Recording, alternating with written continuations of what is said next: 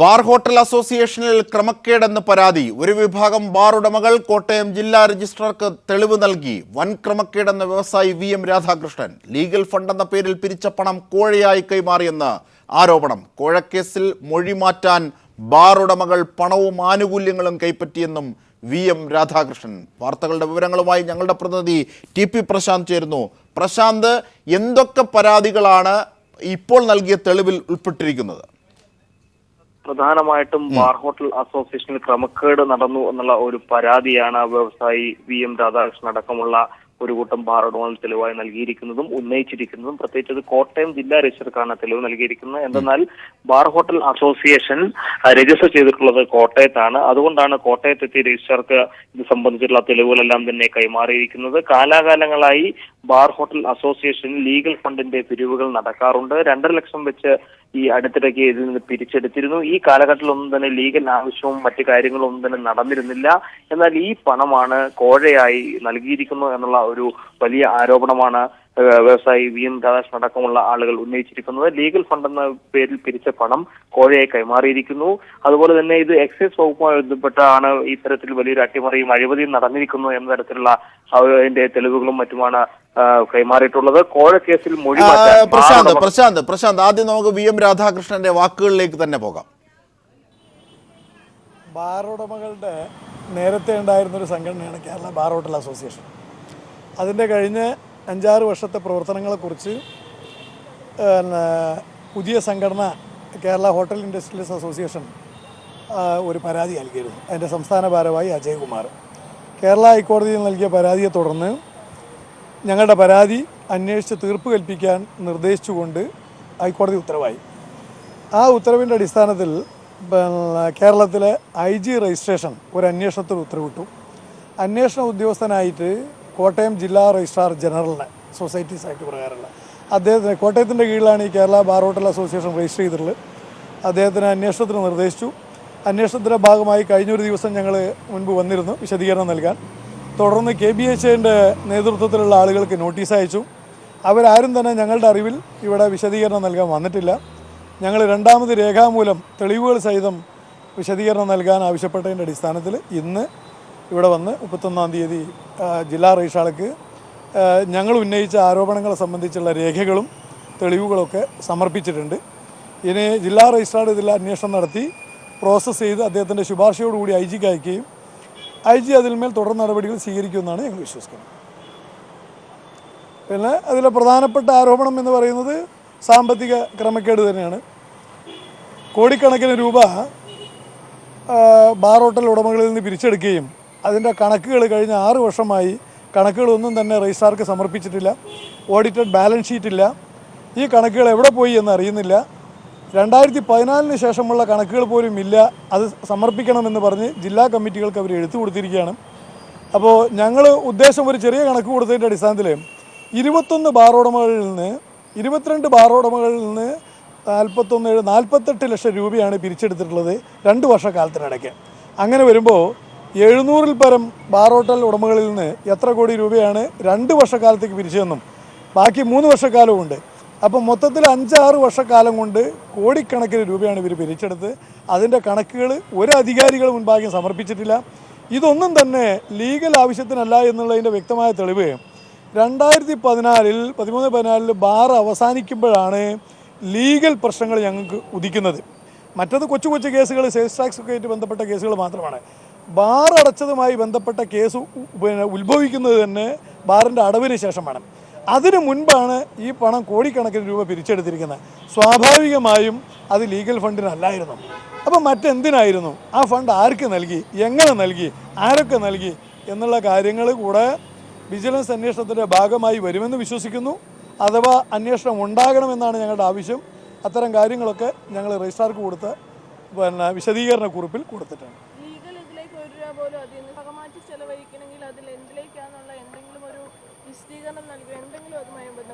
ആ വിശദീകരണം നൽകേണ്ടവർ ഈ അന്ന് നേതൃത്വത്തിലിരുന്ന കേരള ബാർ ഹോട്ടൽ അസോസിയേഷൻ്റെ ഭാരവാഹികളാണ്. അവർ നൽകിയിട്ടില്ല എന്ന് മാത്രമല്ല, കൃത്രിമമായ മൊഴി അഥവാ കുറ്റാരോപിതർക്ക് അനുകൂലമായ മൊഴി അല്ലെങ്കിൽ തെളിവ് ഇല്ലാതെയാക്കുന്ന രൂപത്തിലുള്ള മൊഴി, ഇത്തരം മൊഴികളൊക്കെ നൽകുന്നതിന് പ്രതിഫലം ക്യാഷായിട്ടും കയ്യിലായിട്ട് ചെയ്ത് അദ്ദേഹത്തിൻ്റെ ശുപാർശയോടുകൂടി ഐ ജിക്ക് അയക്കുകയും ഐ ജി അതിന്മേൽ തുടർ നടപടികൾ സ്വീകരിക്കുമെന്നാണ് ഞങ്ങൾ വിശ്വസിക്കുന്നത്. പിന്നെ അതിലെ പ്രധാനപ്പെട്ട ആരോപണം എന്ന് പറയുന്നത് കോട്ടയത്തിൻ്റെ കീഴിലാണ് ഈ Kerala bar hotel association register ചെയ്തിട്ടുള്ളത്. അദ്ദേഹത്തിന് അന്വേഷണത്തിന് നിർദ്ദേശിച്ചു. അന്വേഷണത്തിൻ്റെ ഭാഗമായി കഴിഞ്ഞൊരു ദിവസം ഞങ്ങൾ മുൻപ് വന്നിരുന്നു വിശദീകരണം നൽകാൻ. തുടർന്ന് KBHAൻ്റെ നേതൃത്വത്തിലുള്ള ആളുകൾക്ക് നോട്ടീസ് അയച്ചു. അവരാരും തന്നെ ഞങ്ങളുടെ അറിവിൽ ഇവിടെ വിശദീകരണം നൽകാൻ വന്നിട്ടില്ല. ഞങ്ങൾ രണ്ടാമത് രേഖാമൂലം തെളിവുകൾ സഹിതം വിശദീകരണം നൽകാൻ ആവശ്യപ്പെട്ടതിൻ്റെ അടിസ്ഥാനത്തിൽ ഇന്ന് ഇവിടെ വന്ന് 31-ാം തീയതി ജില്ലാ രജിസ്ട്രാർക്ക് ഞങ്ങൾ മറ്റ് ചില ഭാരവാഹികൾ വിദേശത്തേക്ക് ഇതിൻ്റെ പണം കടത്തിയിട്ടുണ്ടെന്ന് പറയുന്നുണ്ട്. മറ്റു ചിലർക്ക് തങ്ങളുടെ ബാറിൻ്റെ സമീപമുള്ള ബീവറേജസ് ഔട്ട്ലെറ്റുകൾ പൂട്ടിക്കൊടുത്ത് സഹായിച്ചിട്ടുണ്ട്. അതിനുശേഷം ബിയർ ആൻഡ് വൈൻ പാർലർ തുറന്നവരുണ്ട്. ഇങ്ങനെ വിവിധ തരത്തിലുള്ള സേവനങ്ങളാണ് ഈ മൊഴി ശരിയായ മൊഴി നൽകാത്തതിൻ്റെ ഭാഗമായി ഇവർക്കൊക്കെ കിട്ടിയ ആനുകൂല്യം എന്ന് പറയുന്ന ഇത്തരം ചില ഗുണങ്ങളാണ്.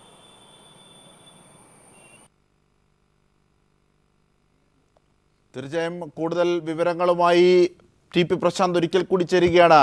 പ്രശാന്ത്, ബാർക്കോഴയുമായി ബന്ധപ്പെട്ട നിർണായക വിവരങ്ങളിലേക്ക് വിരൽ ചൂണ്ടാവുന്ന വലിയ കാര്യങ്ങൾ കൂടി ഇതിൽ ഉള്ളടങ്ങിയിരിക്കുന്നു VM രാധാകൃഷ്ണൻ പറഞ്ഞതിൽ. അത് വലിയ ഒരു പൊട്ടിത്തെറിയിലേക്ക് തന്നെയാണ് കാര്യങ്ങൾ പോകുന്നത്. ഇതിനു മുമ്പ് ജനങ്ങൾ സംശയിച്ച അല്ലെങ്കിൽ ഇവിടുത്തെ പലതരത്തിൽ കോണുകളിൽ നിന്നും ഉയർന്നു വന്നിട്ടുള്ള സംശയങ്ങൾ, ആ സംശയങ്ങൾക്കെല്ലാം തന്നെ ഉത്തരം നൽകുന്ന ഒരു തരത്തിലേക്കുള്ള മറുപടികളാണ് ഇപ്പോൾ VM രാധാകൃഷ്ണന്റെ വാക്കുകളിൽ നിന്നെല്ലാം തന്നെ ഇവിടെ വ്യക്തമായി ലഭിക്കുന്നത്. ഈ ബാർക്കോഴയുമായി ബന്ധപ്പെട്ട് കോടിക്കണക്കിന് രൂപ ബാർ അസോസിയേഷൻ പിരിച്ചെടുക്കുകയും 6 വർഷക്കാലം നടത്തിയ പിരിവ് അതിന്റെ പണം എങ്ങോട്ട് പോയി എന്ന കാര്യത്തിലടക്കം പ്രത്യേകിച്ച് 700-ൽ പരം ബാർ ഉടമകൾ 2 വർഷക്കാലത്തേക്ക് പിരിച്ചെടുത്തതിന്റെ ഒക്കെ ചില കണക്കുകളുണ്ട്. എന്നാൽ ചില കണക്കുകൾ ഇങ്ങ് സമർപ്പിച്ചിട്ടില്ല എന്ന് പറയുന്നു. 2014-ൽ ബാർ കോഴയുമായി ബന്ധപ്പെട്ട വിവാദങ്ങളുടെ ഉണ്ടാകുമ്പോഴാണ് അവർക്ക് ലീഗൽ പ്രശ്നമെല്ലാം ഉണ്ടായിരുന്നത്. കോടിക്കണക്കിന് രൂപ, അതായത് ഈ ലീഗൽ വിഷയം വരാത്ത സാഹചര്യത്തിൽ ഈ പണം എങ്ങോട്ട് പോയി ആർക്ക് കൊടുത്തു എന്നുള്ള തരത്തിലേക്ക് തന്നെയാണ് ഇതെല്ലാം വരിച്ചിട്ടുണ്ടെന്നും ഒപ്പം വിദേശത്തേക്ക് പണം കടത്തിയെന്നും ഔട്ട്ലെറ്റുകൾ പൂട്ടാൻ വേണ്ടി പണം കൊടുത്തും എന്നും അടക്കമുള്ള ഗൗരവമായിട്ടുള്ള ചില ആരോപണങ്ങൾ, അതുമായി സംബന്ധിച്ച മൊഴികൾ എല്ലാം തെളിവുകൾ എല്ലാം തന്നെ ഹാജരാക്കിയിട്ടുണ്ട്. ഇത് കേരളത്തിൽ ബാർക്കോഴയുമായി ബന്ധപ്പെട്ടുള്ള കേസ് പുതിയൊരു തലത്തിലേക്ക് അല്ലെങ്കിൽ ചില പിന്നാമ്പുറത്ത് നിന്നുള്ള ചില കാര്യങ്ങൾ വീണ്ടും ജനങ്ങൾക്ക് മുന്നിലേക്ക് വരുന്നു എന്നുള്ളതിന്റെ ഒരു സാഹചര്യം കൂടിയാണ് ഇപ്പോൾ VM രാധാകൃഷ്ണന്റെയും മൊഴിയിലൂടെയും അല്ലെങ്കിൽ അദ്ദേഹം നൽകിയിട്ടുള്ള ഈ തെളിവിന്റെയും അടിസ്ഥാനത്തിൽ ഇപ്പോൾ ഉണ്ടാകാൻ പോകുന്നത്. എന്തായാലും എക്സൈസ് വകുപ്പുമായി ബന്ധപ്പെട്ട വലിയൊരു അഴിമതി ആ കാലഘട്ടത്തിലെ സർക്കാർ അതിന് കൂട്ടുനിൽക്കുന്ന തരത്തിലേക്ക് കാര്യങ്ങൾ വന്നിരിക്കുന്നു. ആ ഗൗരവപരമായിട്ടുള്ള കാര്യങ്ങളെല്ലാം ഇതിനെ പരിശോധിക്കുമ്പോൾ അന്നത്തെ സർക്കാരിനെ പ്രതിക്കൂട്ടിൽ നിർത്തിക്കൊണ്ട് അന്നത്തെ അഴിമതികൾ എല്ലാം സർക്കാരിന്റെയും ബന്ധപ്പെട്ട തലങ്ങളുടെ എല്ലാം തന്നെ ഒത്താശയോട് കൂടിയാണ് നടന്നിരിക്കുന്നത് എന്ന് തന്നെ ഇതിലൂടെ വ്യക്തമാക്കപ്പെടുന്നത്. അതായത് പ്രശാന്ത്, ഇതിനകത്തെ സാങ്കേതികതകൾക്കപ്പുറമുള്ള ഒരു ജനകീയ വാർത്ത എന്നത് വളരെ ഗൗരവമാർന്നതാണ്. ഒന്ന്, ബാർക്കോഴ കേസുമായി നിലനിൽക്കുന്ന ആക്ഷേപങ്ങളുമായി ബന്ധപ്പെട്ട് പുറത്തെത്തിയ വിവരങ്ങൾക്കെതിരെ ബാർ അസോസിയേഷനിലെ തന്നെ ഒരു വിഭാഗം രംഗത്തെത്തി സഹായിച്ചിരുന്നു. KM മാണി അടക്കമുള്ളവരെ സഹായിക്കുന്ന രീതിയിലുള്ള നിലപാടുകൾ എത്തിയിരുന്നു. ഇതിനൊക്കെ സാധൂകരിക്കുന്നതാണ് അല്ലെങ്കിൽ ഇതൊക്കെ അഴിമതിയുടെ ഭാഗം തന്നെയാണ് എന്ന് ബോധ്യപ്പെടുത്തുന്ന തരത്തിലുള്ള വിവരങ്ങൾ കൂടിയാണ് ഇതിൽ ഉള്ളടങ്ങിയിരിക്കുന്നത്. പ്രശാന്ത്, തീർച്ചയായിട്ടും അന്യായമായിട്ടുള്ള ചില കാര്യങ്ങൾ അന്ന് ബാർക്കോഴയുമായി ബന്ധപ്പെട്ട് പ്രശാന്ത്, ഇപ്പോൾ നമ്മോടൊപ്പം ശ്രീ VM രാധാകൃഷ്ണൻ കൂടി ചേരുന്നുണ്ട്, വ്യവസായി. ശ്രീ VM രാധാകൃഷ്ണൻ, കേൾക്കാമെങ്കിൽ? കേൾക്കാം. അതായത് ഈ ബാർക്കോഴയുമായി ബന്ധപ്പെട്ടുള്ള ഒരു അനുബന്ധ കാര്യം എന്ന രീതിയിലാണ് ഇത് കൂടുതൽ പ്രസക്തമാകുന്നത്. സാങ്കേതികമായി താങ്കൾ നൽകിയ വിവരങ്ങൾക്കപ്പുറത്തേക്ക് ഒന്ന് അറിയേണ്ടത്, ബാർക്കോഴയുമായി ബന്ധപ്പെട്ട വാർത്ത പീപ്പിൾ TVയിലൂടെ ആദ്യമായി ബിജു രാധാകൃഷ്ണൻ പറയുന്നു. അതിനെ തുടർന്ന് കേരളത്തിൽ അത് നിയമപരവും രാഷ്ട്രീയവുമായി ഏറ്റെടുക്കുന്നു. ഈ ഘട്ടങ്ങളിലൊക്കെ നിങ്ങളുടെ തന്നെ വിഭാഗത്തിൽപ്പെട്ട ചിലർ അതിനെതിരെ ചില മൊഴികളുമായി എത്തിയിരുന്നു. ആ വൈരുദ്ധ്യം പുറത്തെത്താൻ സഹായിക്കുന്നതാണോ താങ്കളുടെ ഇപ്പോഴത്തെ വിവരങ്ങൾ? അതടക്കം പോകാം നമുക്ക്. തീർച്ചയായും. കാരണം ആ പിരിച്ചെടുത്ത പണത്തിന്റെ കണക്കുകളെ കുറിച്ച് തീർച്ചയായും അന്വേഷിക്കാനുള്ള സൂചനകളും ശരിയായ കണക്കുകളിലേക്ക് എത്താനുള്ള പോംവഴികളൊക്കെയാണ് ഞങ്ങളിപ്പോ കൊടുത്ത രേഖകൾ വഴി അന്വേഷിക്കുന്ന ഉദ്യോഗസ്ഥർക്ക് കിട്ടിയിരിക്കുന്നത്. കൃത്യമായി പറഞ്ഞാൽ 22 പേരിൽ നിന്ന് 48 ലക്ഷം രൂപ 2 വർഷ കാലയളവിനിടയിൽ പിരിച്ചതിന്റെ കണക്കുകളാണ് ഞങ്ങൾ കൊടുത്തത്. അപ്പൊ അങ്ങനെ വരുമ്പോ 700ഓളം ബാറുടമകളിൽ നിന്ന് എത്ര കോടി രൂപ ആ 2 വർഷക്കാലത്തിനിടയിൽ പിരിച്ചു കാണും? ആ കഴിഞ്ഞ ഗവൺമെന്റിന്റെ കാലാവധി എന്ന് പറയുന്നത് 5 വർഷമാണ്. 2 വർഷക്കാലത്തിനിടയിൽ പിരിച്ച തുകയുടെ കണക്കാണ് ഞാനിപ്പോ പറഞ്ഞത്. അപ്പൊ ബാക്കി അതിന് മുൻ വർഷങ്ങളിൽ എത്ര കോടി രൂപ പിടിച്ചു കാണും? പിന്നെ ഈ കണക്കുകളിൽ പെടാത്ത രേഖയില്ലാത്ത കാശ് വേറെയും പിരിച്ചിട്ടുണ്ട്, പണവും പിരിച്ചിട്ടുണ്ട്. അങ്ങനെ ഈ മൊത്തം കണക്കുകൾ സംസ്ഥാനം ഒട്ടാകെ കളക്ട് ചെയ്താൽ യഥാർത്ഥത്തിൽ എന്തോരം തുക പിരിച്ചെടുത്തു എന്ന് കാണാൻ കഴിയും. അങ്ങനെ ഒരു കണക്ക് കിട്ടിക്കഴിഞ്ഞാൽ ഈ തുക ആർക്കൊക്കെ കൊടുത്തു എന്ന് അതാണ് ശ്രീ വി എം രാധാകൃഷ്ണൻ അതിലെ കാതലായ വിഷയം. ഒരുപക്ഷെ കെ എം മാണി, കെ ബാബു അടക്കമുള്ളവരുടെ വിവരങ്ങൾ ഒരുപക്ഷെ പുറത്തെത്തിയിരിക്കുന്നു. ഏതൊക്കെ തുക എങ്ങനെയൊക്കെ ഈ ലീഗൽ ഇതിനു വേണ്ടി ഇവർ പിരിച്ചെടുത്ത തുക ആർക്കൊക്കെ നൽകി എന്നതിന് വ്യക്തമായ കണക്കാവും. അങ്ങനെയാണെങ്കിൽ അഴിമതി പണം UDF സർക്കാരിലെ ആർക്കൊക്കെ എത്ര വിഹിതം നൽകി എന്നുള്ളതിന് തെളിവ് കൂടിയാകും. ശ്രീ വി എം രാധാകൃഷ്ണൻ, തീർച്ചയായിട്ടും ഈ കണക്കുകൾ ആർക്കൊക്കെ കൊടുത്തു എന്ന് പറയേണ്ട ബാധ്യത അന്ന് അമരത്തിരുന്ന ആളുകളുടെ ചുമതലയാണ്. അവര് വെളിപ്പെടുത്തണം ഈ പണം കൊടുത്തോ അതോ അവര് സ്വയം ഉപയോഗിച്ചോ, ആർക്കൊക്കെ കൊടുത്തു. ശ്രീ കെ എം മാണി സാറിനെ കുറിച്ച് പറയുന്ന ആക്ഷേപത്തിന് അദ്ദേഹത്തിന് ഈ കേസിലേക്ക് അദ്ദേഹത്തിന് ഈ കാര്യത്തിൽ ഇടപെടാനുള്ള അവസരം പോലും ഉണ്ടാക്കി കൊടുത്തത് മുൻ എക്സൈസ് വകുപ്പ് മന്ത്രിയാണ്. മൊത്തം ക്യാബിനറ്റിനെ ഈ വിഷയത്തിലേക്ക് വലിച്ചഴച്ചത് മുൻ എക്സൈസ് വകുപ്പ് മന്ത്രിയാണ്. അതായത് ബാർ ലൈസൻസ് പുതുക്കി നൽകണമോ വേണ്ടയോ എന്നൊരു വിഷയം ക്യാബിനറ്റിന്റെ പരിഗണനയിലേക്ക് കൊണ്ടുവന്നത് കൊണ്ടാണല്ലോ ശ്രീ കെ എം മാണി സാറിനൊക്കെ അതിന്റെ നിയമവകുപ്പ് പരിശോധിക്കട്ടെ, ഞാനൊന്ന് പരിശോധിക്കട്ടെ എന്നൊക്കെ പറയുന്നത്. ഇല്ലെങ്കിൽ അത്തരം ഒരു ആവശ്യം വരുന്നില്ല. അപ്പൊ അത്തരം ഒരു ആവശ്യം പോലും സൃഷ്ടിച്ചതിന്റെ സൃഷ്ടികർത്താവ് എന്ന് പറയുന്നത് മുൻ എക്സൈസ് വകുപ്പ് മന്ത്രിയാണ്. പിന്നെ ഈ പണത്തിനെ കുറിച്ചുള്ള കണക്കുകൾ സമഗ്രമായി അന്വേഷിച്ചാൽ ഞങ്ങളിപ്പോ ഇവര് പിരിച്ച കണക്കിന്റെ ഏകദേശ രൂപം അവതരിപ്പിക്കാനുള്ള സൂചനകൾ കൊടുത്തു കഴിഞ്ഞു. മൊത്തം കണക്കുകൾ കിട്ടിക്കഴിഞ്ഞാൽ അത് ഉത്തരം പറയേണ്ടത് നിങ്ങൾ എവിടൊക്കെ കൊടുത്തു, ആർക്ക് കൊടുത്തു എന്ന് ഉത്തരം പറയേണ്ടത് അന്ന് ഈ പണം കൈകാര്യം ചെയ്യുന്ന വ്യക്തികളാണ്. പിന്നെ ഈ കേസിൽ അന്ന് എന്തുകൊണ്ട് വ്യത്യസ്തമായ ഒരു മൊഴി കൊടുത്തു എന്നുള്ളതും അതിന് വല്ല പ്രതിഫലവും പറ്റിയിട്ടുണ്ടോ, എന്തൊക്കെ തരം പ്രതിഫലങ്ങളാണ് പറ്റിയത് എന്നൊക്കെ വെളിപ്പെടുത്തേണ്ട ബാധ്യതയും അവർക്കുണ്ട്. വെളിപ്പെടുത്താൻ നിർബന്ധിതരാകും എന്നാണ് ഞങ്ങളുടെ വിശ്വാസം. പിന്നെ എല്ലാ തരത്തിലുമുള്ള അന്വേഷണങ്ങൾ ശരിയായ വിധത്തിൽ അങ്ങ് പോകുമ്പോൾ കൃത്യമായി അവർ കോർണർ ചെയ്യപ്പെടുകയും കൃത്യമായ മൊഴി നൽകാൻ നിർബന്ധിതരാകുകയും ചെയ്യുമെന്നാണ് ഞങ്ങളുടെ വിശ്വാസം. അതായത് വെളിപ്പെടുത്താൻ നിയമപരമായ നിർബന്ധിതമായ ഒരു സാഹചര്യം ഈ നീക്കത്തിലൂടെ സൃഷ്ടിക്കപ്പെടുന്നു എന്നതാണ് അതിന്റെ പ്രസക്തി. വളരെ ശരിയാണ് ശ്രീ വി എം രാധാകൃഷ്ണൻ. അങ്ങനെയാണെങ്കിൽ ഇനി നമുക്ക് അടുത്ത ഘട്ടത്തിലേക്ക് പോകാം. ഇപ്പോൾ താങ്കൾ നൽകിയ രജിസ്ട്രാർക്ക് നൽകിയ തെളിവുമായി ബന്ധപ്പെട്ടുള്ള കാര്യങ്ങൾ പരിമിതികൾ ഉണ്ടാകും, അതൊരു പക്ഷേ പരസ്യമായി പറയുന്നതാണ്. എങ്കിലും അത് ബോധ്യപ്പെടുത്തുന്ന കാര്യങ്ങൾ എന്തൊക്കെ? ഇനി താങ്കൾക്കറിയാവുന്നതും താങ്കളുടെ കയ്യിലുള്ള തെളിവുകളുടെയും അടിസ്ഥാനത്തിലുള്ള വിവരങ്ങൾ കൂടി. ഞങ്ങൾ ഹാജരാക്കിയിരിക്കുന്നത് കഴിഞ്ഞ 6 വർഷക്കാലമായി ഈ സംഘടന അവരുടെ കണക്കുകൾ ഓഡിറ്റ് ചെയ്യുകയോ സംഘടനയുടെ ചട്ടപ്രകാരം, അതായത് സൊസൈറ്റീസ് ആക്ട് പ്രകാരം രൂപീകൃതമായ ഈ സംഘടന എവിടെയാണ് ഓഡിറ്റ് ചെയ്ത കണക്കുകൾ സമർപ്പിക്കേണ്ടത്? ആ കണക്കുകൾ സമർപ്പിച്ചിട്ടില്ല. 6 വർഷക്കാലമായി സമർപ്പിച്ചിട്ടില്ല. അതിൽ ഏകദേശം എത്ര കോടി രൂപയുടെ ക്രമക്കേട് പ്രാഥമികമായി നിങ്ങൾക്ക് വിലയിരുത്താനാകും? ഞങ്ങളിപ്പോ 2 വർഷത്തെ കണക്കെടുത്തപ്പോൾ തന്നെ ആ 2 വർഷക്കാലം തന്നെ ഏതാണ്ട് 20 കോടി രൂപ അതിൽ മാത്രമായി. അപ്പൊ 5 വർഷക്കാലത്തെ കണക്ക് എത്ര വരും? ബാക്കിയൊക്കെ നമ്മൾ കുറെ വിവരങ്ങൾ ഇനി പലരും, അതായത് നേരത്തെ പലതരം പ്രലോഭനങ്ങൾ കൊണ്ട് നിങ്ങൾക്ക് ബിയർ ആൻഡ് വൈൻ അനുവദിക്കാം, അതല്ലെങ്കിൽ നിങ്ങളുടെ പരിസരത്തുള്ള ഒരു ബീവറേജസ് പൂട്ടിത്തരാം, ഇങ്ങനെയൊക്കെ പലവിധ പ്രലോഭനങ്ങളിലൂടെ പലവരുടെയും മൊഴി പല ഘട്ടങ്ങളിലും മാറ്റിക്കാണുമായിരിക്കാം. പക്ഷേ ഇനി അത് തുടരില്ല. പലരും സത്യം പുറത്തു പറയാൻ തയ്യാറായിട്ടുണ്ട്.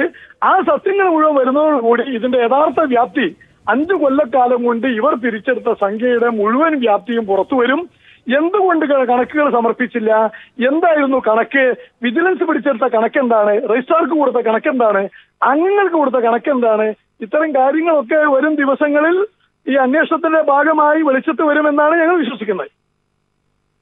20 കോടിയുടെ ക്രമക്കേട് തന്നെ ഈ 2 വർഷത്തിനുള്ളിലെ ഏകദേശ കണക്കിൽ ക്രമക്കേട് ബോധ്യമായി എന്നുള്ളത് ബോധ്യമായിട്ടുണ്ട്. അങ്ങനെയാണെങ്കിൽ ഒരു എതിർപക്ഷവും കൂടി, ജനാധിപത്യമാണല്ലോ ചർച്ച, എതിർപക്ഷവും കൂടി ശ്രീ വി എം രാധാകൃഷ്ണൻ, ഈ 20 കോടി കോഴ നൽകാൻ മാത്രമല്ല നിങ്ങളുടെ സംഘടനാ നേതാക്കന്മാർ അനധികൃതമായി പിരിച്ചെടുത്തതുമായി കൂടെ? ഈ 20 കോടിയുടെ കണക്ക് ഞങ്ങൾ എന്താ പറഞ്ഞേ? പിന്നെ സുഹൃത്ത് മനസ്സിലാക്കിയില്ലെന്ന് തോന്നുന്നു. ഞങ്ങൾ പറഞ്ഞത് പിന്നെ ബാറ് പൂട്ടുന്നതിന് മുൻ വർഷങ്ങളിലാണ് ഈ പിരിവ് നടത്തിയത്. അതായത് നമുക്ക് അടുത്ത വർഷം ബാറ് പൂട്ടുമെന്ന് ഈ വർഷം പ്രവചിക്കാൻ ഞങ്ങളുടെ കൂട്ടത്തിൽ ഭാരവാഹികളാരും ജ്യോതിഷികളല്ല. അതോ തൊട്ടടുത്ത മുൻ വർഷങ്ങളിൽ ഈ പിരിവ് നടത്തിയെങ്കിൽ അതിനൊരു ലീഗൽ ഫണ്ട് എന്നുള്ള ഓമന പേരിട്ടിട്ടുണ്ടെങ്കിൽ അത് എങ്ങനെ പോയി എന്ന് പറയേണ്ടത് അവരാണ്. അല്ലാതെ ലീഗൽ ഫണ്ട് എന്ന് പറയുന്നത് ബാറ് കൂട്ടിയ ശേഷമാണ് സുപ്രീം കോടതി വക്കീലിനെ വിളിച്ച് അടുത്ത വർഷം കുഞ്ഞ് ജനിക്കുമെന്ന് കരുതി ഈ വർഷം നമ്മൾ ഏതെങ്കിലും 28 കെട്ടോ ജാതകം എഴുത്തോ നടത്താറുണ്ടോ? അതാണ് അതിലെ കാതലായ വിഷയം തന്നെ അതാണ്. അത് താങ്കൾ പറയുക എന്നത് തന്നെയായിരുന്നു ഉദ്ദേശം. ഒരുപക്ഷെ ഇപ്പോഴത്തെ നീക്കം സുവ്യക്തമായ രീതിയിലുള്ളതാണ്. ഒരുപക്ഷെ ഇതുമായി ബന്ധപ്പെട്ട അഴിമതികൾ പുറത്തെത്തിക്കുന്നതാണ്. ഇതിൽ ക്രമക്കേട് നടത്തിയിട്ടുള്ള താങ്കളുടെ വ്യവസായ വിഭാഗത്തിൽപ്പെട്ടവർ അല്ലെങ്കിൽ വ്യാപാര വിഭാഗത്തിൽപ്പെട്ടവർ അല്ലെങ്കിൽ ഇതുമായി ബന്ധപ്പെട്ട മന്ത്രിമാർ ഒക്കെയും ബോധ്യമാകുന്ന കാര്യങ്ങളാണ്. അതിൻ്റെ ശരിയായ സൂചനയിൽ തന്നെയാണ് കാര്യങ്ങൾ നീങ്ങുന്നത് എന്നും വിലയിരുത്താം. വി.എം. രാധാകൃഷ്ണൻ. അതെ, ഞങ്ങൾ വലിയ പ്രതീക്ഷയിലാണ് ഇപ്പോഴത്തെ അന്വേഷണത്തിൽ. ഞങ്ങളെ സംബന്ധിച്ചിടത്തോളം ഞങ്ങൾക്കിപ്പോൾ ഒരു ആശ്വാസം ഈ ഗവൺമെന്റ് ബാർ അനുവദിക്കുന്നോ ഇല്ലയോ എന്നല്ല. ഈ പഴയ ഗവൺമെന്റ് തുടർന്നിരുന്നെങ്കിൽ ഈ സംഘടനാ നേതൃത്വം ബീർ ആൻഡ് വൈനിന്റെ പേര് പറഞ്ഞുകൊണ്ടും ഞങ്ങളെ അംഗങ്ങളെ ഈ ബാർ ലൈസൻസികളെ പിഴിയുകയും പീഡിപ്പിക്കുകയും ചെയ്യുമായിരുന്നു എന്നുള്ളത് വളരെ വ്യക്തമാണ്. അത്തരം പീഡനത്തിൽ നിന്നും പിഴ ഈടാക്കലിൽ നിന്നും ശിക്ഷയിൽ നിന്നും ഞങ്ങൾക്ക് മോചിതരായി എന്നുള്ളതാണ് ഇതിന്റെ വലിയ വിജയം. ബാർ വരുന്നോ ഇല്ലയോ എന്നുള്ളത് മറ്റൊരു കാര്യം. ബാർ അനുവദിക്കണം എന്നുള്ളത് ബാക്കി കാര്യങ്ങൾ സർക്കാർ ആവശ്യമായ പഠനം നടത്തിയിട്ടോ ഈ ഇൻഡസ്ട്രിയുടെ നിലനിൽപ്പ് വേണമോ വേണ്ടിയോ എന്ന് അവർ തീരുമാനിക്കട്ടെ. മറിച്ച് ഈ ഒരു ചെറിയ വ്യവസായത്തെ പൂട്ടി പീഡിതമായി കിടക്കുന്ന വ്യവസായത്തെ തുടർന്നും പീഡിപ്പിക്കാൻ ഇവർക്കുള്ള അവസരം ഇല്ലാതെയായി. ലൈസൻസ് ഫീയുടെ കാലം വന്നു കഴിഞ്ഞാൽ അതിന്റെ പേരിൽ ഒരു പിരിവ്, ചട്ടങ്ങൾ ഭേദഗതി ചെയ്യുമെന്ന് ഭീഷണിപ്പെടുത്തിയുള്ള പിരിവ്, ഇത്തരം പിരിവുകളിൽ നിന്ന് ഗുണ്ടാ പിരിവുകളിൽ നിന്ന് ഈ വ്യവസായം രക്ഷപ്പെട്ടു എന്നുള്ളതാണ് ഞങ്ങളുടെ ഇപ്പോഴത്തെ ആശ്വാസമാകുന്ന പ്രധാന കാര്യം. ശ്രീ വി.എം. രാധാകൃഷ്ണൻ ദയവായി തുടരുക. ഇപ്പോൾ നമ്മോടൊപ്പം ബിജു രമേശ് തന്നെ ചേരുകയാണ്. ശ്രീ ബിജു രമേശ്, താങ്കൾ ഈ വിവരങ്ങളൊക്കെയും വെളിപ്പെടുത്തുന്ന ഘട്ടത്തിൽ വലിയ നിർണായകമായ ബാർക്കോഴയുമായി ബന്ധപ്പെട്ട വിവരങ്ങൾ പീപ്പിൾ ടിവിയിലൂടെ തന്നെ വെളിപ്പെടുത്തുന്ന ഘട്ടത്തിൽ താങ്കളുടെ വാദത്തിന് എതിർവാദം നിരത്തി കെ.എം. മാണി അടക്കം സഹായിക്കുന്ന രീതിയിലുള്ള നിലപാടുകൾ സ്വീകരിച്ച വ്യാപാരികളുണ്ട്. അതിൻ്റെ കുട്ടൻസ് എന്തെന്ന് ഇപ്പോൾ പിടികിട്ടി. അങ്ങനെ കാണാമോ ഈ പുതിയ വാർത്തയുടെ വിവരങ്ങളെ? തീർച്ചയായിട്ടും അത് തന്നെ. എനിക്ക് ആദ്യം പറഞ്ഞു തുടങ്ങി പാർട്ടി തന്നെ ഭീഷണിപ്പെടുത്തി നോക്കി. അത് കഴിഞ്ഞിട്ട് ജോൺ കല്ലാട്ടോ വഴി തന്നെ 10 കോടി രൂപയുടെ ഓഫർ പറഞ്ഞു. അത് കഴിക്കുന്നതിന് ശേഷം ജോസ് കെ മാണി തന്നെ നേരിട്ട് ഫോണിലൂടെ എന്നെ വിളിച്ചിട്ട് 10 കോടി രൂപ തരാം, അല്ലെങ്കിൽ എനിക്ക് എന്റെ ഡിമാൻഡ് എന്താ വെച്ചാൽ പറയാൻ പറഞ്ഞു. അപ്പൊ ആദ്യം പറയുന്നത് എനിക്ക് തന്നെ 10 കോടി രൂപ ഓഫർ ഉണ്ടെങ്കിൽ അല്ലെങ്കിൽ പിന്നെ ഞാൻ അത് മറുപടി പറയാതെ വന്നപ്പോ എന്റെ ഡിമാൻഡ് എന്താ വെച്ചാൽ അങ്ങോട്ട് പറയാൻ പറഞ്ഞു. അപ്പൊ ഈ രീതിയിലുള്ള ഓഫറുകൾ എനിക്ക് നൽകിയിട്ടുണ്ടെങ്കിൽ ബാക്കി ഈ രാജ്കുമാറിനും ബാക്കിയുള്ളവർക്കൊക്കെ അവര് ഏതൊക്കെ ഓഫറുകൾ ഒതുക്കിയിട്ടുണ്ടെന്നുള്ള കാര്യം നമുക്ക് സംശയിക്കേണ്ട കാര്യമില്ല. അതിലുപരി രാജ്കുമാറിന് ഒരുപാട് കാര്യങ്ങൾ ബാബു ചെയ്തു കൊടുത്തതായിട്ട് അറിയാം. ഈ ഇവർക്ക് സ്ട്രോങ് ആയിട്ട് നിന്നവരുടെ സമീപത്തുള്ള ലിക്കർ ഷോപ്പുകളാണ് പൂട്ടിക്കൊടുത്തത്. ക്ലോസ് ചെയ്ത് ലിക്കർ ഷോപ്പുകളുടെ കണക്കുകൾ എടുത്താൽ നമുക്കറിയാൻ പറ്റും. ഇവർക്ക് അനുകൂലമായി നിന്നവരുടെ ലിക്കർ ഷോപ്പുകൾ പൂട്ടിക്കൊടുത്തു. പിന്നെ ട്രാവൻകൂർ ഷുഗേഴ്സിലെ സ്പിരിറ്റ് സപ്ലൈ ഉണ്ടായിരുന്നു, അതിൽ 85 ലക്ഷം രൂപ അടയ്ക്കാൻ ഉണ്ണിയാണ് ഉണ്ടായിരുന്നു, രാജ്കുമാർ ഉണ്ടായിരുന്നു, ഒഴിവാക്കി കൊടുത്തു എന്ന് പറയുന്നത് കേൾക്കുന്നുണ്ട്. അങ്ങനെ ഒരുപാട് കാര്യങ്ങൾ മറ്റേ വിജിലൻസ് കേസുമായി ബന്ധപ്പെട്ട് ഈ സപ്ലൈ ഈ റിവന്യൂ ഡിപ്പാർട്ട്മെന്റിൽ സപ്ലൈ ചെയ്തതുമായിട്ട് ബന്ധപ്പെട്ട് ഈ പ്രശ്നത്തിൽ ഉണ്ണി ഉണ്ടായിരുന്നു. അതിൽ കോടിക്കണക്കിന് രൂപ ഉണ്ണി. അതാണ് ശ്രീ ബിജു രമേശ്, ഒരു കാര്യം കൂടി താങ്കൾ കേൾക്കാമോ? ലൈനിലുണ്ടോ താങ്കൾ? അതായത് ഇപ്പോൾ ചില അവ്യക്തതകൾ ബാർക്കോഴയുമായി ബന്ധപ്പെട്ട അന്വേഷണത്തിന്റെ തടസ്സങ്ങളിലൊക്കെ ഉണ്ട്. ഒരുപക്ഷെ പുനരന്വേഷണത്തിന്റെ കാലഘട്ടമൊക്കെ തുറന്ന ഘട്ടത്തിൽ പോലും അവിടെയൊക്കെ ക്രിസ്റ്റൽ ക്ലിയറായി കട്ട് ആൻഡ് ഡ്രൈഡായി കാര്യങ്ങൾ ബോധ്യമാക്കുന്നതിന് സഹായകമായ വലിയൊരു വാതിലാണ് ഇപ്പോൾ തുറന്നിരിക്കുന്നത്. അങ്ങനെ ഇതിനെ കാണാം. തീർച്ചയായിട്ടും ഇതിപ്പോ ഈ സാമ്പത്തിക ഇടപാടുകൾ ഇവർ ആദ്യം പറഞ്ഞത് മദ്യത്തിന്റെ പൈസ വേണ്ടെന്ന് പറഞ്ഞു. പക്ഷെ ബാറുകൾ കൂട്ടിക്കഴിഞ്ഞപ്പോഴും മദ്യത്തിന്റെ വരുമാനത്തിൽ 9,000 കോടിയിൽ നിന്ന് 11,000 കോടിയിലേക്കാണ് വളർന്നത്. അപ്പൊ സംസ്ഥാനത്തിന്റെ മദ്യത്തിന്റെ വരുമാനം തന്നെയാണ് ലക്ഷ്യമിട്ടത്. അവർ സെയിൽസ് ടാക്സ് കൂട്ടി 131 ആക്കി ജനങ്ങളിൽ നിന്നും 11,000 കോടിയായിട്ടാണ് തിരിച്ച് ഈ കഴിഞ്ഞ ഗവൺമെന്റ് കളക്ട് ചെയ്തെടുത്തത്. അപ്പൊ വരുമാനം അതിൽ തന്നെ ലക്ഷ്യമിട്ടുകൊണ്ട് തന്നെ നിന്നത്. പിന്നെ രണ്ടാമത് ബാറ് നടത്തുമ്പോൾ അവർക്കുണ്ടായിരുന്ന ബുദ്ധിമുട്ട് മദ്യ കമ്പനികളിൽ നിന്ന് ഏതൊക്കെ മദ്യം വാങ്ങണമെന്നുള്ള ബാറുകാരാണ് തീരുമാനിക്കുന്നത്, പർച്ചേസ് ചെയ്യുന്ന. ഷോപ്പ് മാത്രമായപ്പോ മന്ത്രി തീരുമാനിച്ചാൽ മതി ഏതൊക്കെ കമ്പനിയുടെ എത്രമാത്രം മേടിക്കണമെന്നുള്ള. അപ്പൊ ഇതിൽ വരുന്ന ഞങ്ങൾക്കൊക്കെ ലഭിച്ചുകൊണ്ടിരുന്ന വലിയൊരു ഇൻസെന്റീവ് തുക ലഭിക്കുന്നുണ്ട്. ആ കെട്ടിയിരുന്ന ഇൻസെന്റീവ് തുക എവിടെ പോയി എന്നുള്ളത് നമ്മളൊരു ചിന്തിക്കേണ്ടതാണ്. ആരുടെയൊക്കെ പോക്കറ്റുകളിലാണ് ആ ഇൻസെന്റീവ് പോയത്? അപ്പൊ ഈ ബാറുകാരിൽ നിന്നും നച്ചാപിച്ച മേടിക്കുന്നേക്കാളും സുഖമാണ് ഈ മദ്യ കമ്പനികളിൽ നിന്നും ഈ കമ്പനിയുടെ ഇൻസെന്റീവായി കിട്ടുന്ന പൈസ അവരുടെ ഖജനാവിലേക്ക് അവരുടെ സ്വന്തം പോക്കറ്റുകളിലേക്ക് മേടിക്കാൻ അവർ കഴിഞ്ഞു. അത് വലിയൊരു കോടിക്കണക്കിന് രൂപ വരും. അപ്പൊ ബാറിനേക്കാളും നല്ലത് ഇതാണ്. ഹലോ, പറഞ്ഞോളൂ കേൾക്കാം ബിജു രമേശ്. ബാറിനേക്കാളും നല്ലത് ലിക്കർ ഷോപ്പാണ് എന്ന് ബോധ്യം വന്നത് കൊണ്ടാണ് ലിക്കർ ഷോപ്പിന്റെ ഇൻസെന്റീവ് തുക, ആ തുക എല്ലാം എവിടെ പോയി? കഴിഞ്ഞ ഈ വർഷങ്ങളിൽ, ഈ 2 വർഷങ്ങളിൽ ഞങ്ങൾക്ക് കിട്ടിയിരുന്ന അക്കൗണ്ടിൽ പകരുന്ന ഈ എമൗണ്ട് ഈ അതിനുശേഷം മദ്യ കമ്പനികൾ ആർക്ക് നൽകി എന്നതും അന്വേഷിക്കേണ്ട വിഷയങ്ങളാണ്. അതായത് ബാർ ബിസിനസ് നടത്തുന്നതിനേക്കാളും നല്ലതാണ് ഈ സംഘടനാപരമായ ബിസിനസ് നടത്തുന്നതെന്ന്. അല്ല, സംഘടനാപരമായ ബിസിനസ് അല്ല ഇത്. പൂട്ടി കഴിഞ്ഞപ്പോൾ ലിക്കർ ഷോപ്പ് മാത്രമേ ഉണ്ടായിട്ടുള്ളൂ. ലിക്കർ ഷോപ്പിന് അപ്പം ഈ മദ്യം പർച്ചേസ് ചെയ്യുന്നതിന് കമ്പനിക്കാർ ഇൻസെന്റീവ് നൽകും. ആ ഇൻസെന്റീവ് തുക KSPC അക്കൗണ്ടിൽ കണ്ടിട്ടില്ല. അപ്പൊ അല്ലെങ്കിൽ KSPC ആ തുക ഇൻസെന്റീവ് ആയിട്ട് കാണേണ്ടതാണ്. അപ്പൊ ഈ ഇൻസെന്റീവ് തുക ഇടയിൽ നിന്ന് ആരോ വാങ്ങിയിട്ടുണ്ട്.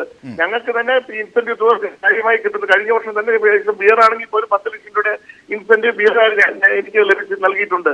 അപ്പൊ ഇതുപോലെ ബാക്കി പലർക്കും എല്ലാവർക്കും ഇൻസെന്റീവ് തുകകൾ കിട്ടിയിട്ടുണ്ട്, ബിയർ ആയിട്ട് പോലും. അപ്പൊ മദ്യത്തിൽ നിന്ന് വലിയൊരു തുക ഇൻസെന്റീവ് ആയിട്ട് ഞങ്ങൾക്ക് ലഭിച്ചു. കമ്പനിക്കാർ നൽകിയിരുന്ന ആ തുക ഈ പൊളിറ്റിക്കൽ ഫണ്ടിൽ എവിടെ പോകുന്നു എന്നുള്ള കാര്യം വളരെ അതും അന്വേഷിക്കേണ്ട ഒരു വിഷയമാണ്. അതുപോലെ തന്നെ VM രാധാകൃഷ്ണൻ ഇപ്പോൾ സൂചിപ്പിച്ച ഒരു കാര്യം കൂടിയുണ്ട്. അതായത് ബാറുകൾ പൂട്ടുകയും നിരോധിക്കുകയും ചെയ്യുന്നതിന് മുമ്പ് തന്നെ ഇത്തരത്തിൽ പണങ്ങൾ പിരിച്ചിരുന്നു. അങ്ങനെയാണെങ്കിൽ അന്ന് ഈ ഒരു പ്രതിസന്ധി ഇല്ലല്ലോ. ആ ഘട്ടത്തിൽ ഈ പിരിച്ച പണങ്ങളൊക്കെ എവിടെ, അത് ആർക്കൊക്കെ കൊടുത്തു എന്ന ഒരു ഗൗരവമായ കാര്യം കൂടി VM രാധാകൃഷ്ണൻ മുമ്പോട്ട് വെച്ചു. തീർച്ചയായിട്ടും അത് ആദ്യം ഞാൻ പറഞ്ഞല്ലോ, ഈ കഴിഞ്ഞ ഗവൺമെന്റ് വന്ന കാലഘട്ടം ആദ്യത്തെ വർഷം തൊട്ട് തന്നെ ആദ്യം 50 ലക്ഷം രൂപ ബാബു ചോദിച്ചു, അത് കൊണ്ടുപോയി കൊടുത്തു ആദ്യത്തെ വർഷം. അത് കഴിഞ്ഞ് ഓരോ ആവശ്യങ്ങൾ അനുസരിച്ച് ചോദിക്കുകയും അവസാനം ഈ ലൈസൻസ് ഫീസ് 3-ാമത്തെ വർഷമാണ് ലൈസൻസ് ഫീസ് 30 ലക്ഷം ആക്കുമെന്ന് പറയും. ഇതുവരെ ഞാൻ കൂട്ടിയില്ലല്ലോ, അവിടെ കൂട്ടാൻ പോകുന്നു എന്ന് പറയും. അത് വെച്ചുകൊണ്ട് ബാർഗെയിൻ ചെയ്തിട്ടാണ് 10 കോടി രൂപ ആവശ്യപ്പെടുമ്പോൾ ഞാനും ആ മിനിസ്റ്ററുടെ ചേംബറിൽ ഞാൻ ഉൾപ്പെടെ ഇരിക്കുന്ന സമയത്താണ് ഈ ബാബുവിന്റെ ഡിമാൻഡ്. അപ്പൊ പ്രീ ബഡ്ജറ്റ് എന്ന് പറഞ്ഞ് ഞങ്ങളെ വിളിക്കുകയും സംസാരിക്കുകയും ചെയ്തിട്ട് ഉദ്യോഗസ്ഥരെ പറഞ്ഞു വിട്ടതിന് ശേഷമാണ് ബാബു ഇത് ഡിസ്കസ് ചെയ്യുന്നത്.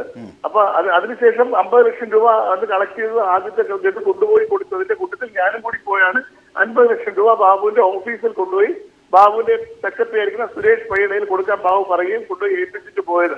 ബാക്കി തുകകൾ കംപ്ലീറ്റ് ഹാൻഡിൽ ചെയ്ത് കൃഷ്ണദാസും ഈ രാജ്കുമാറും ധനേഷും കൂടിയാണ് ഹാൻഡിൽ ചെയ്തത്. ഇതൊക്കെ കൊടുത്ത കാര്യങ്ങൾ അതാണ്. ഇപ്പൊ ഗവൺമെന്റ് തന്നെ അത് ഇപ്പൊ ഇരിക്കുന്ന ഗവൺമെന്റിന് തന്നെ വളരെ വ്യക്തമായിട്ട് അറിയാം ഇത് ബാറുകൾ അടയ്ക്കാനുണ്ടായ സാഹചര്യം ഇതാണ്, ഇന്ന സാഹചര്യങ്ങൾ കൊണ്ടാണ് ബാറുകൾ അടച്ചു പോയത്. അതാണ് വ്യക്തമാണ്. ശ്രീ ബിജു രമേശ്. ശ്രീ VM രാധാകൃഷ്ണൻ താങ്കളും ഉണ്ടല്ലോ ലൈനിൽ. ശ്രീ VM രാധാകൃഷ്ണൻ, അതായത് ഏറ്റവും ഒടുവിൽ, അതായത് ഇപ്പോൾ നൽകിയ തെളിവിന്റെ അടിസ്ഥാനത്തിൽ എന്തൊക്കെ കാര്യങ്ങളാണ് ഇനി സാധ്യമാവുക എന്നത് ഒരിക്കൽ കൂടി ഒന്ന് പറയാമോ? ഇപ്പോൾ കൊടുത്ത തെളിവുകളുടെ അടിസ്ഥാനത്തിൽ KBH എന്ന സംഘടന കഴിഞ്ഞ 5 വർഷക്കാലം നടത്തിയ പിരിവുകളിലേക്കുള്ള സൂചനയാണ്. അഥവാ ഈ നേതൃത്വത്തിന് ഞങ്ങളൊന്നും പിരിച്ചില്ല, അതല്ലെങ്കിൽ ഞങ്ങൾ ആർക്കും ഒന്നും കൊടുത്തില്ല, പിരിച്ച കണക്ക് ഓർമ്മയില്ല, പിരിച്ച കണക്കുകൾ എവിടെയാണെന്ന് അറിയില്ല, അത് കാണാതെ പോയി എന്നൊന്നും ഇനി പറഞ്ഞു നിൽക്കാൻ കഴിയുമെന്ന് ഞങ്ങൾ വിശ്വസിക്കുന്നില്ല. അങ്ങനെ വരുമ്പോൾ സ്വാഭാവികമായി മൊത്തം കൊടുത്ത കണക്ക്, മൊത്തം എത്ര പിരിച്ചെടുത്തു എന്നുള്ള കണക്കുകൾ വന്നാൽ മൊത്തം ഇത് ഏത് വഴിക്ക് പോയി, ഏത് പൈപ്പിലൂടെ പോയി, ഏത് വ്യക്തികളുടെ കീശയിലേക്ക് പോയി എന്നുള്ളത് കണ്ടെത്താൻ വലിയ പ്രയാസം കാണില്ല. ഇതിനൊക്കെ പുറമെ ഞങ്ങൾ വിജിലൻസിൽ കൊടുത്ത പരാതിയിൽ കൃത്യമായി പറഞ്ഞിട്ടുണ്ട് ശ്രീ ബിജു രമേശ് ഉന്നയിച്ച ഉൾപ്പെടെയുള്ള കാര്യങ്ങള്. അതായത് 1-2 ലക്ഷം അല്ലെങ്കിൽ പ്രതിദിന വരുമാനമുള്ള അല്ലെങ്കിൽ വിറ്റുവരവുള്ള ബാർ ഉടമകൾക്ക് വരെ 10,000 കമ്മീഷൻ കിട്ടുമ്പോൾ അല്ലെങ്കിൽ ലക്ഷങ്ങൾ ഇൻസെന്റീവായി കിട്ടുമ്പോൾ കോടാനുകോടി രൂപയുടെ വ്യാപാരം നടത്തുന്ന ബീവറേജസ് കോർപ്പറേഷന് എന്തോരം തുക കമ്മീഷനായി കിട്ടിക്കാണും, ഇൻസെന്റീവായി കിട്ടിക്കാണും. ഇത് അന്വേഷിക്കണം. ലൈസൻസുകൾ അനുവദിക്കുന്നതിലുണ്ടായ അഴിമതി അന്വേഷിക്കണം. അത് സീക്വൻസ് ഇല്ലാതെ, അത് മുൻഗണനാക്രമം തെറ്റിച്ചുകൊണ്ട് ഇഷ്ടക്കാർക്ക് ഇഷ്ടമുള്ളപ്പോൾ അനുവദിച്ചത് 24 മണിക്കൂർ കൊണ്ട് ബാർ ലൈസൻസ് അനുവദിക്കും, 24 മാസം കൊണ്ട് അനുവദിക്കാതിരിക്കും, 4 വർഷം കൊണ്ട് അനുവദിക്കാതിരിക്കും. സ്വന്തം വീട്ടിലെ ജീവനക്കാരോട് പറയുന്ന പോലെ തന്നോട് ഞാൻ ബാറുണ്ടാക്കാൻ പറഞ്ഞു, ഞാൻ സൗകര്യം ഉണ്ടെങ്കിൽ ലൈസൻസ് തരും, ഇല്ലേ വീട്ടിൽ പോടാ എന്നൊക്കെ പറഞ്ഞ് കേരളം കണ്ട ഇതുപോലത്തെ ഒരു എക്സൈസ് ഭരണം ഉണ്ടായിട്ടില്ല. കേരളം ഉണ്ടായ ശേഷം, എക്സൈസ് വകുപ്പ് ഉണ്ടായ ശേഷം അതിനെക്കുറിച്ചൊക്കെ സമഗ്രമായ അന്വേഷണം വേണമെന്ന് ഞങ്ങൾ വിജിലൻസിനോട് ആവശ്യപ്പെട്ടിട്ടുണ്ട്. ഈ അന്വേഷണം ശരിയായ ദിശയിൽ പോകുമ്പോൾ ഈ കാര്യങ്ങൾ വെളിച്ചത്ത് വരും. മൊഴി മാറ്റി പറഞ്ഞവർ എന്തിനാണ് മൊഴി മാറ്റി പറഞ്ഞത്? രാത്രി കിടന്നുറങ്ങുമ്പോൾ സ്വപ്നം കണ്ടതുകൊണ്ടാണോ മൊഴി മാറ്റിയത്? അതോ സാമ്പത്തിക നേട്ടം ഉണ്ടായതുകൊണ്ടാണോ? ബിജു രമേശ് സൂചിപ്പിച്ച പോലെ പല പല കാര്യങ്ങൾ സ്പിരിറ്റുമായിട്ട് ബന്ധപ്പെട്ട്, കരാറുകളുമായിട്ട് ബന്ധപ്പെട്ട് സാമ്പത്തികമായി കിട്ടിയ ലാഭങ്ങൾ കൊണ്ടാണോ മൊഴി മാറ്റി പറഞ്ഞ് എന്നീ കാര്യങ്ങളൊക്കെ കൃത്യമായ അന്വേഷണത്തിലൂടെ, ശാസ്ത്രീയമായ അന്വേഷണത്തിലൂടെ വെളിച്ചത്ത് വരും. അപ്പോ ഈ എക്സൈസ് വകുപ്പിന്റെ ബിജു രമേശിന് തന്നെ 10 കോടി രൂപയാണ് വാഗ്ദാനം ചെയ്തതെന്നാണ് പറഞ്ഞത്. അതെ, അദ്ദേഹത്തിന് മാത്രം കിട്ടിയ വാഗ്ദാനമാണ്. അപ്പൊ അദ്ദേഹം സൂചിപ്പിച്ച പോലെ അതിൽ കൂടുതൽ വലിയ തുക ഇതിൽ നേരിട്ട് ഇൻവോൾവ് ചെയ്തിട്ടുള്ള ആളുകൾക്ക് കിട്ടിക്കാണണം, അനുഭവിച്ച് കാണണം. അതല്ലെങ്കിൽ അവരും സത്യം പറയേണ്ടതായിരുന്നല്ലോ. ഗുണഭോക്താക്കൾ അല്ലെങ്കിൽ ഇതിന്റെ പ്രതിഫലം പറ്റിയിട്ടില്ലെങ്കിൽ നേര് പറയുമല്ലോ. ഒളിപ്പിക്കാനില്ലെങ്കിൽ സത്യം പറയണ്ടേ? അപ്പൊ അവർക്ക് എന്തൊക്കെയോ ഉണ്ടായിരുന്നു, അവര് സത്യം പറയാതിരിക്കാൻ അവർക്ക് ഗുണം കിട്ടിയിട്ടുണ്ട്. ആ ഗുണത്തിന്റെ വ്യാപ്തി എന്തൊക്കെയാണ്, ആര് കൊടുത്തു, എങ്ങനെ കൊടുത്തു, ഇതെല്ലാം വളരെ വൈകാതെ ഒരു കൃത്യമായ അന്വേഷണത്തിലൂടെ പുറത്തു വരുമെന്ന് ഞങ്ങൾ വിശ്വസിക്കുന്നു. KHIA. ശരി, ശ്രീ VM രാധാകൃഷ്ണൻ, ബാർക്കോഴ കേസുമായി ബന്ധപ്പെട്ട നിർണായക വിവരങ്ങൾക്ക് സഹായകമാകാവുന്ന വിവരങ്ങൾ, ബാർക്കോഴയിലെ കൂടുതൽ വെളിപ്പെടുത്തലുകൾ, ഒരുപക്ഷെ നിലനിൽക്കുന്ന ബോധ്യമായ അഴിമതികൾക്ക് അപ്പുറത്തേക്കുള്ള അഴിമതിയുടെ മുഴുവൻ സാധ്യതകളെയും ബോധ്യപ്പെടുന്ന ചില നിർണായക വിവരങ്ങളാണ് ഈ വാർത്തയുമായി ബന്ധപ്പെട്ട് വായിച്ചെടുക്കേണ്ടത്. കോഴ കൊടുക്കാൻ കോടികൾ പിരിച്ചു എന്ന് ഹോട്ടൽ ഉടമ VM രാധാകൃഷ്ണൻ പറഞ്ഞിരിക്കുകയാണ്. ലീഗൽ ഫണ്ട് എന്ന പേരിൽ പിരിച്ച പണം കോഴയായി കൈമാറുകയായിരുന്നു. മൊഴി മാറ്റാൻ ചില ബാർ ഉടമകൾ പണവും ആനുകൂല്യങ്ങളും കൈപ്പറ്റിയെന്നും VM രാധാകൃഷ്ണൻ പറഞ്ഞു. തെളിവുകൾ കോട്ടയം ജില്ലാ രജിസ്ട്രാർക്ക് കൈമാറുകയും ചെയ്തു. ഇതിൻ്റെയൊക്കെ വിശദാംശങ്ങളാണ് TP പ്രശാന്ത് ഞങ്ങളുടെ പ്രതിനിധി നൽകിയത്. പ്രതികരണങ്ങളാണ് ബിജു രമേശും VM രാധാകൃഷ്ണനും നൽകിയത്.